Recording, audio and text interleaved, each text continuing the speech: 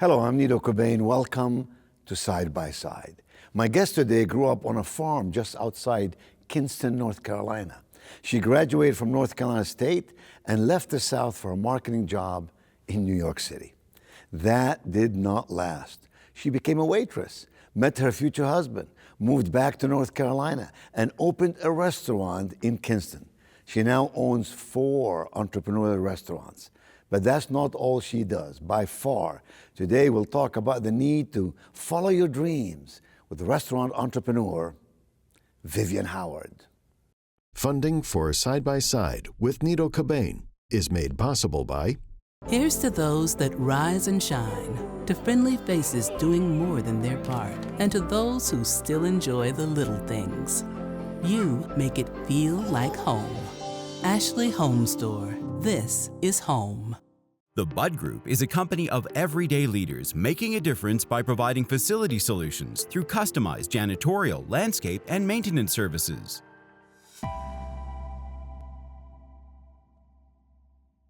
Coca-Cola Consolidated is honored to make and serve 300 brands and flavors locally.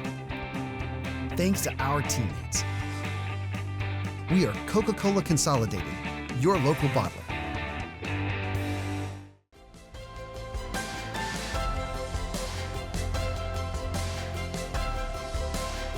Vivian, welcome to Side by Side. You are a restaurant entrepreneur. We know that a high percentage of restaurants that open up, regretfully, don't stay in business. Where did you get the courage to start not 1, not 2, not 3, but 4 restaurants in Kinston, in Charleston, South Carolina, in Wilmington, North Carolina? It takes faithful courage and entrepreneurial spirit to do that. I think that the first restaurant, we were just really naive and felt like we could do anything. And then we opened Chef and the Farmer, and it was somewhat successful. And then we thought, wow, we really can do anything because this has been really hard. Yeah. And you've been at that for 17 years. Yes, June will be 17 years. So you've done something right, clearly. It's, constant, gentle pressure, I guess. Yes. Are restaurants profitable?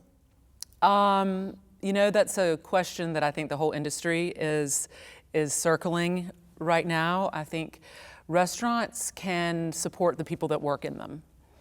I don't feel as if the equation of a restaurant as we see it today really can support more than the people that work in it in a really in a life kind of affirming kind of way. Yes. And other people. I think that's what we're learning, the equation doesn't quite work. So what you're really saying is enough money to pay the servers, the cooks, and maybe the owner a salary, but beyond that it's difficult to produce. Yes, and I don't think they typically, if you're doing things super with quality in mind and paying everyone the way that you can, I don't think that restaurants really generate a whole lot of profit. Mm-hmm. And I'm probably not the person that should be saying that. Why is that? Run us through this formula. What percentage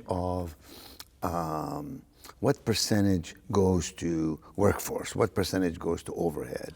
What percentage goes to actual materials? Is there a standard formula? 30% goes to ingredients. Well, you want to keep them at certain percentages, but depending on where you are and what you're doing, those percentages can be very different. But I encourage you to think about, let's say Chef and the Farmer. That's the one in Kinston. That's the one in Kinston. We are open 5 nights a week from 5 to 9 p.m., let's say. That hours are shortened now because of COVID. Luckily, people like to eat out earlier now.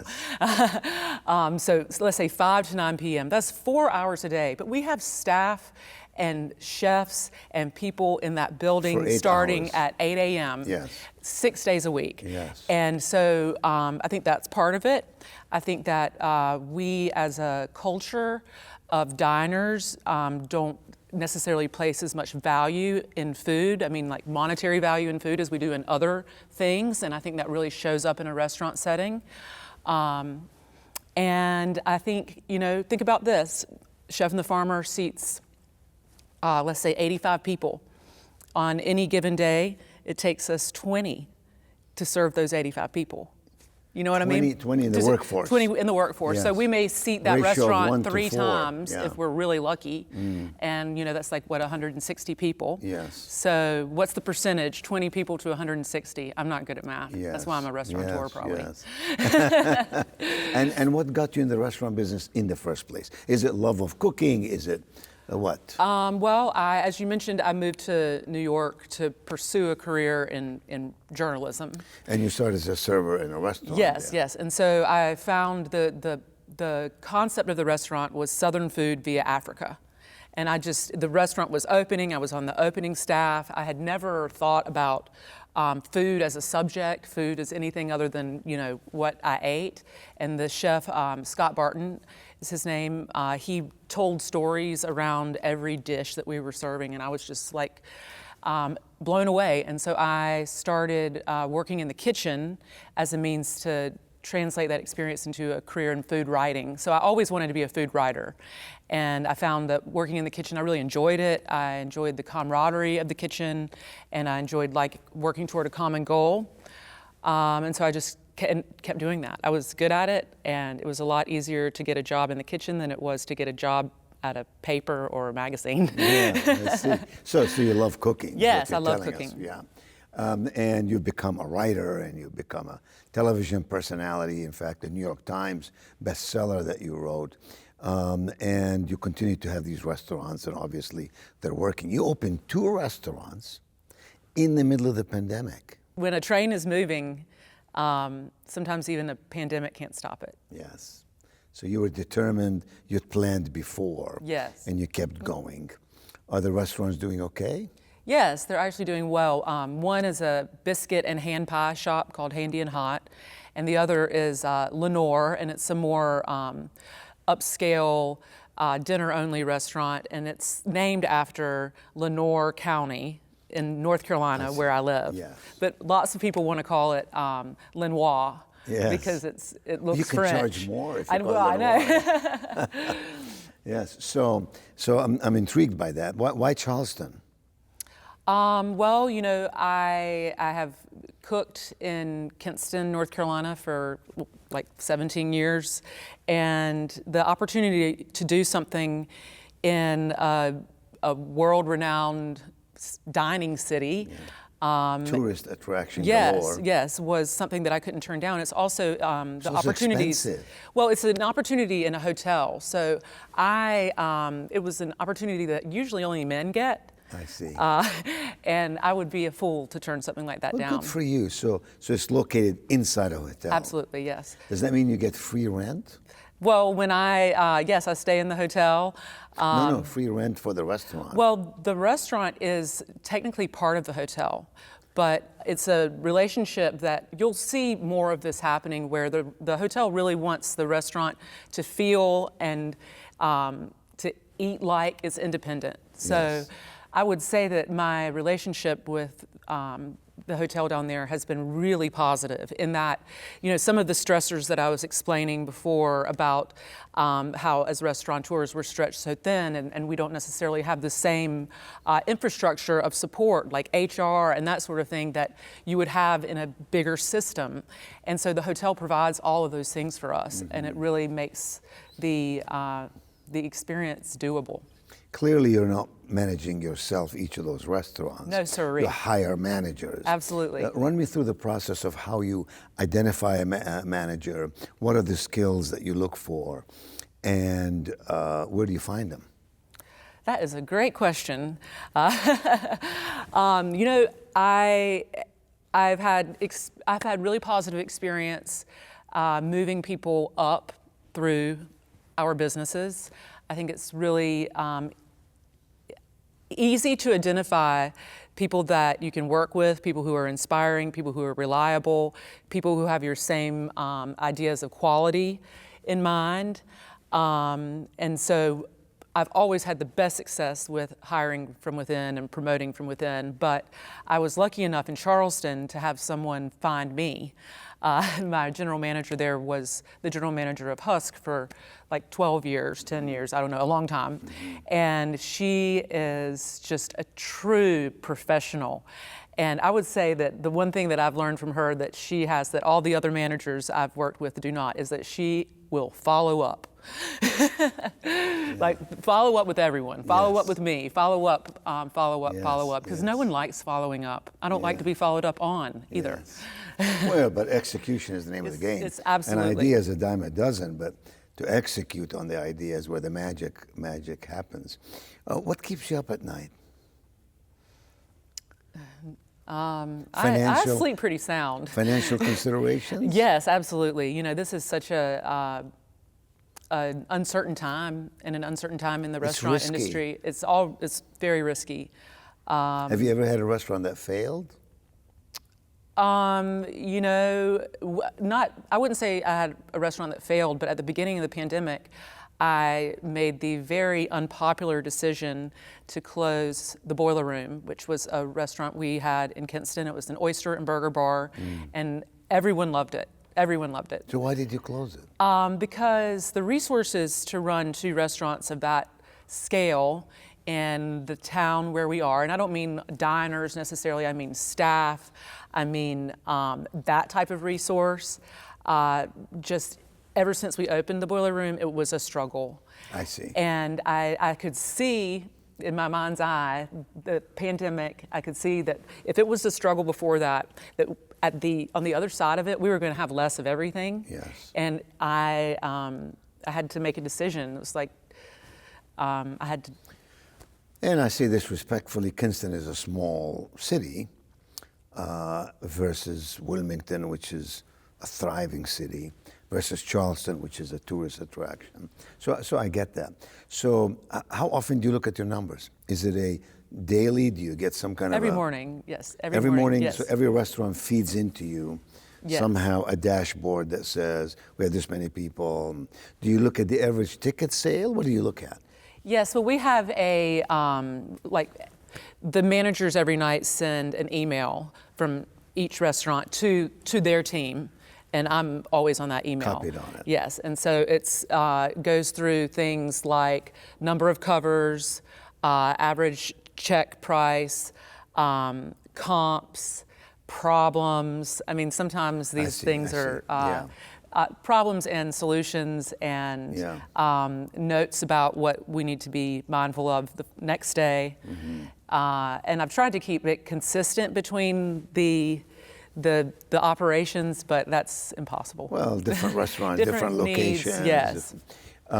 So what are the specific elements you look at? Do you look at, how do you identify profitability on any given night? Do you have in your mind a standard that says, in this restaurant, I want the ticket sale to be $43 on average. In this one, it has to be $63 or $23. I mean, just educate me. I owned a company one time that had 240 bakeries in the country.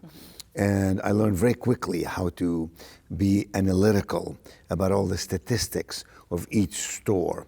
So we knew, in fact, we had a store in Kinston called Great Harvest Bread Company. Oh, yeah. And we knew how to look at the numbers, where the percentages have to be. Different than a restaurant where you may be serving alcohol. You serve alcohol in your restaurants? Oh, yeah. Well, not all of them, but Handy and Hot, no, it's a bakery. What percentage of profitability comes from alcohol? Well, unfortunately for restaurants, alcohol is one of the main drivers of profit. Yes, of course.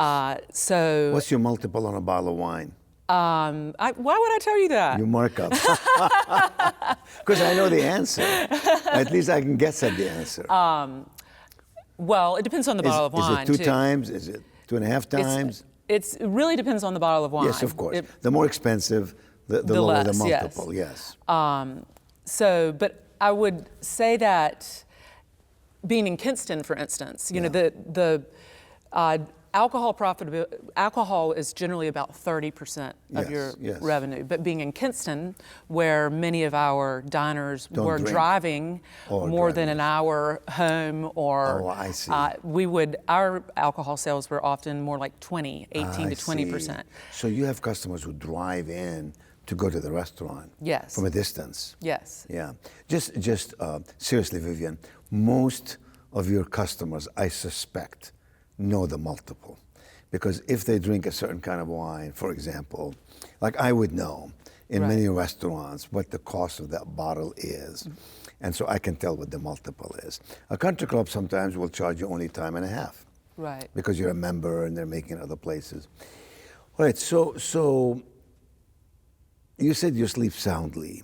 Does that mean you sleep like a baby? You get up every 2 hours and cry? Maybe. I really do hate waking up in the middle of the night, because if I do wake up, my mind never Well, I mean, you're shuts saying you down. look at these emails the last thing at night before you sleep. I mean, that's kind of damaging to your peace and tranquility. Well, I don't necessarily look at them at night. I'd like to think that I'm in bed before any of the Oh, restaurants I close see. and any of the So you mean in the managers. morning, Yes, in the yeah, morning. yeah. And I also try to wait until I am in my office before I look at it, because I try not to engage with my phone in the morning. That's smart. Very smart. So Vivian, clearly you're a good cook. A good what? Cook. A good cook? Chef. Sure, chef. yes. You're a great chef, right? Yes. Otherwise you wouldn't be in this. Otherwise you wouldn't be on television. Otherwise you would not have written your book. You certainly wouldn't.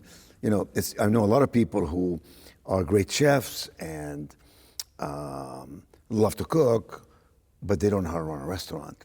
You have mastered the entrepreneurial piece as well as the talent piece of how to prep food in a meaningful way and an appetizing way.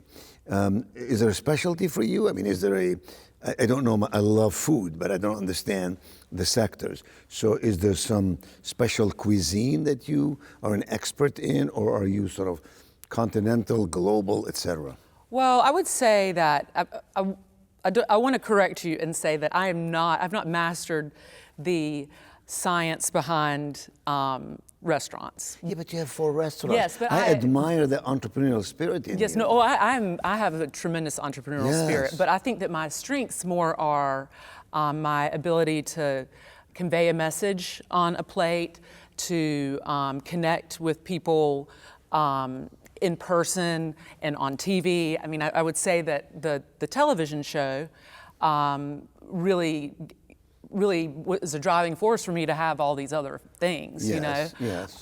And I would say that I am a better storyteller than anything else, and I have multiple mediums. So I think I can tell a story on a plate, I can tell a story to you, I can write a story. My cookbooks are narrative cookbooks, so they're very much just as much about the story behind the food as they are about the recipe themselves. But in terms of the cuisine that I'm known for, I would say it's very hyper-regional and tied to the cuisine of the rural agricultural South. Well, you grew up in Deep Run on a farm Yes. that has hogs and tobacco and so on.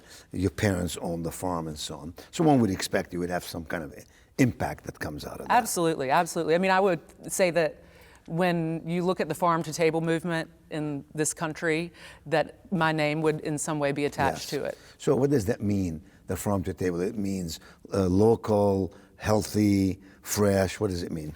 Well, for me, it means like knowing the person that grows something for see, you, I see. or that sounds so precious, but I think at its core, really what it is like cooking with raw ingredients. So, buying a whole sweet potato and cooking that rather than buying, the diced sweet potato in the grocery store or in the can or in the freezer. So I think depending on where we live and what we have access to, if you really boil down the farm-to-table movement, from my perspective, it would be about not wasting anything, eating less meat, making use of whole You animals. grew up on a hog farm. I know that, I know, but it's called growing up on a hog farm Yes. and becoming, an adult with Yes. your own ideas.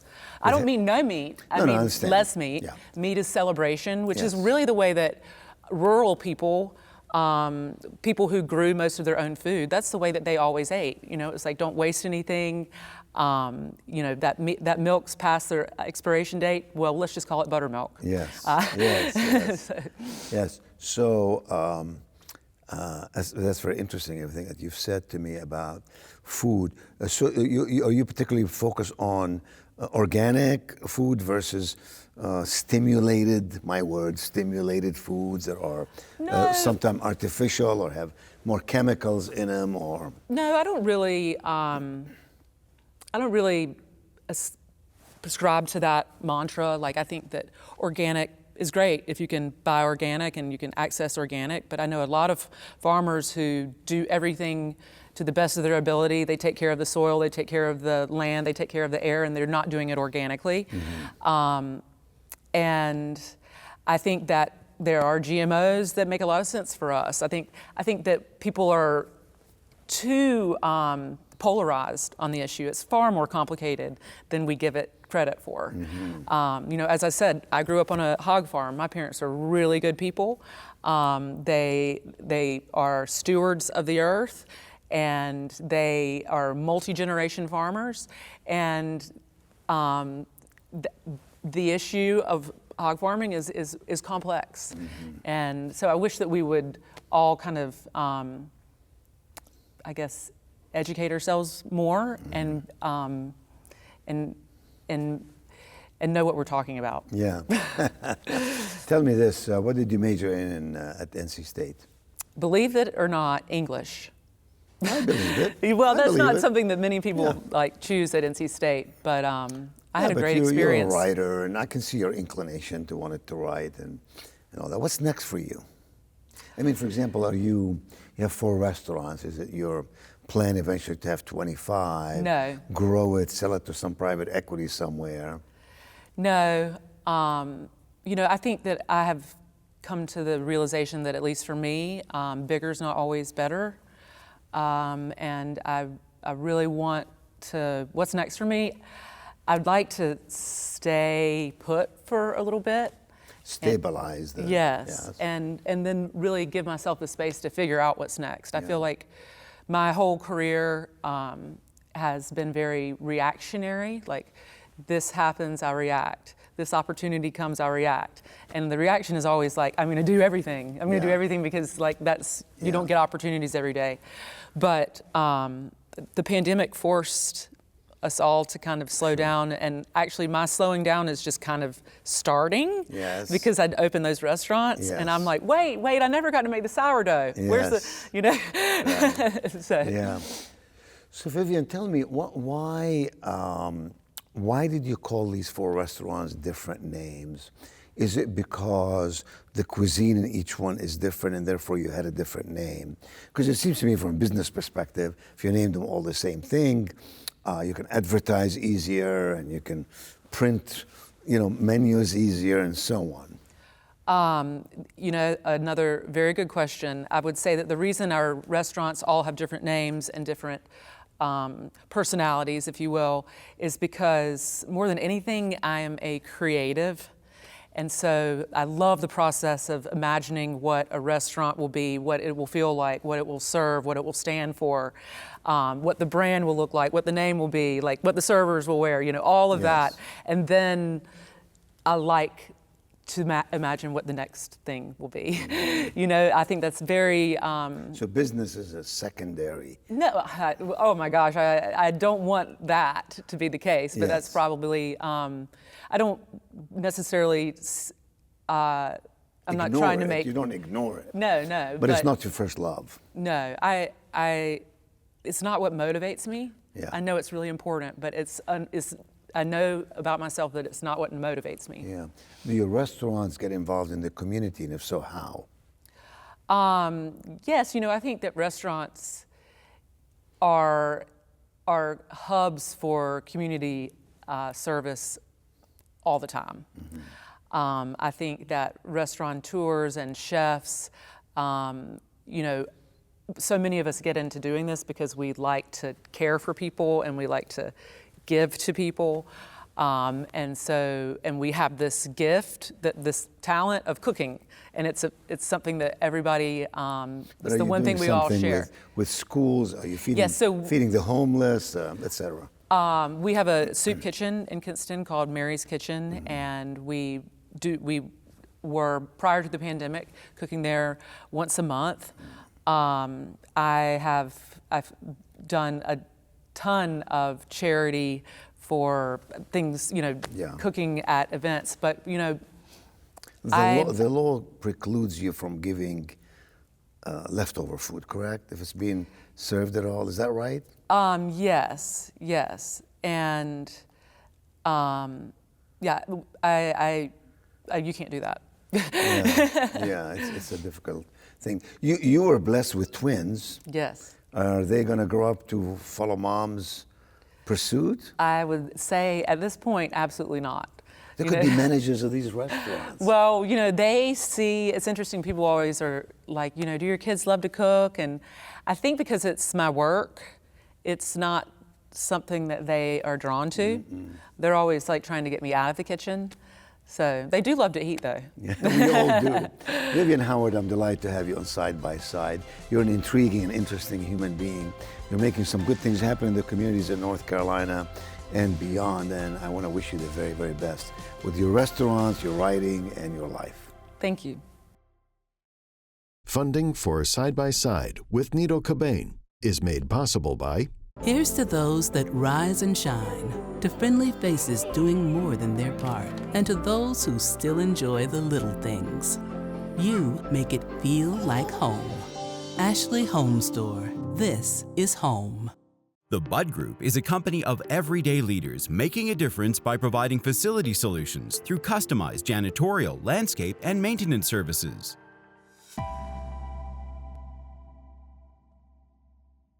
Coca-Cola Consolidated is honored to make and serve 300 brands and flavors locally. Thanks to our teammates. We are Coca-Cola Consolidated, your local bottler.